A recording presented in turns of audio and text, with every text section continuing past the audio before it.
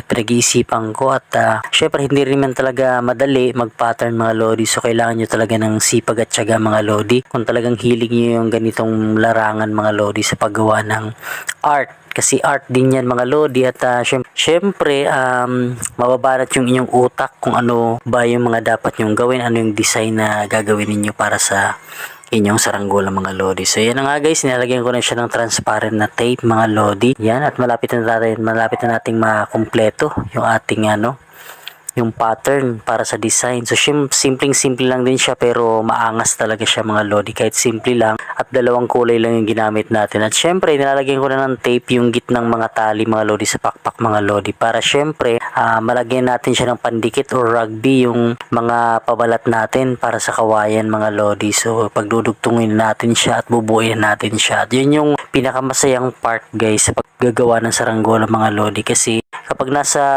point na kayo ng ganyan na nagpapabalat na kayong saranggola, ibig sabihin yan mga lodi, matatapos na yung saranggola nyo at malapit nyo na siyang matest flight kung lilipad ba. At syempre excited kayo guys kung lilipad ba yung saranggolang ginawa ninyo mga lodi. So yun yung isa sa mga masayang part kapag malapit na kayong matapos magpabalat ng inyong mga saranggola mga lodi. So yan na nga guys, yan, nilalagyan ko na siya ng rugby mga lodi para dumikit na yung ating pabalat guys. So charol plastic nga pala yung gamit ko sa mga nagtatanong mga lodi. So napakagandang gamitin ng